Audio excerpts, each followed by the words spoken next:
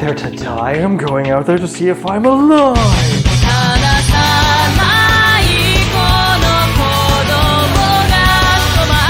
Okay, that might have been pretty cringe. And you're probably sitting there wondering, what the hell is that thing? Because it looks like it comes from some anime-fueled nightmare. And it does. But it's actually a practical firearm at the same time, too.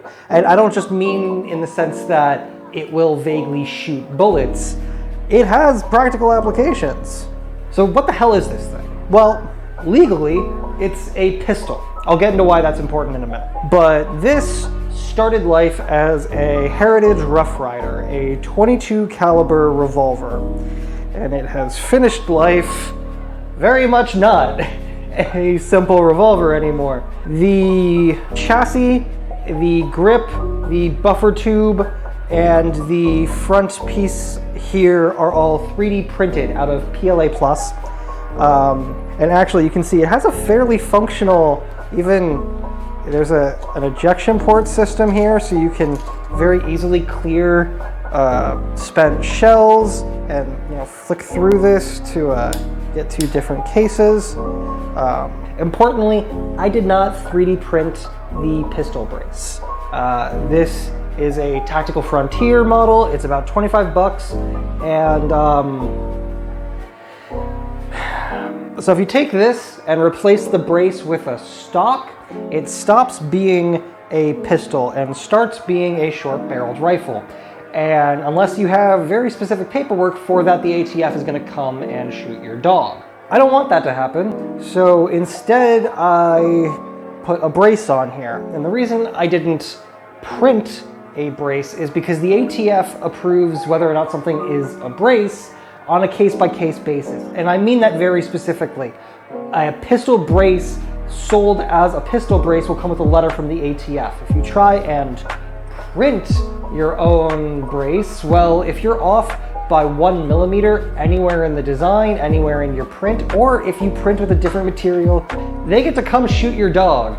And that seems like something worth avoiding.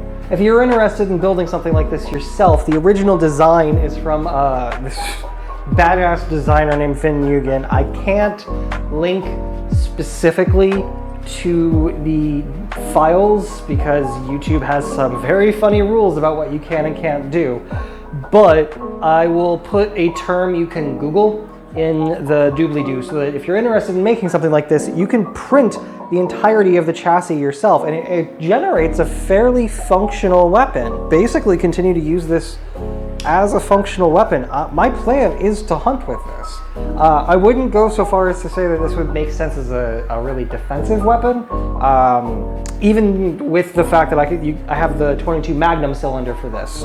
This is still a single action, which means that every time you want to shoot this, you have to pull the hammer back with each shot. And that means that moving this quickly, particularly considering you have this weird brace in the way, is not really something that's going to happen.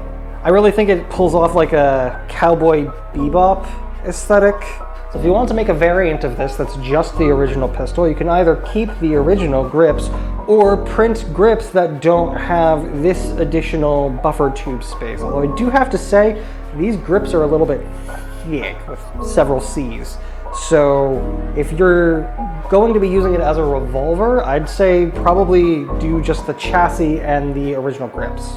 A lot of the builds that I'm going to do for you, I'm going to try and go through the process of shooting them, and this I'm going to do video on shooting later. I also want to, as much as possible, go through the trigger with you whenever I can. However, this is a rimfire gun, and you can't dry fire a rimfire gun because of the design, the way rimfire works.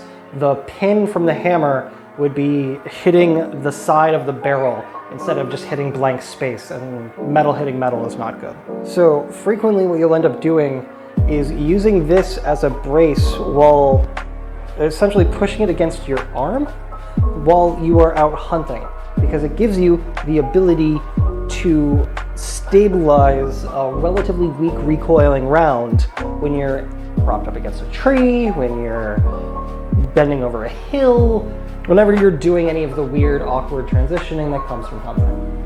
While this might seem like it deserves to be attached to a mercenary who is currently going around the universe collecting Jedi, it in fact is not particularly capable as a defensive weapon. This is very much for plinking and for hunting. So thank you so much for watching. I really do appreciate it. Hit that like button if you want to see more content like this. Hit subscribe if you think that I could bullseye womp rats in my T16 with this thing. All of this content drops a day early on Patreon, and following on there is a really big support for this channel. So if you want to support me, go ahead and check me out on Patreon. This is Queer Armor signing off, and remember, moral doesn't mean legal, and Stonewall was a riot.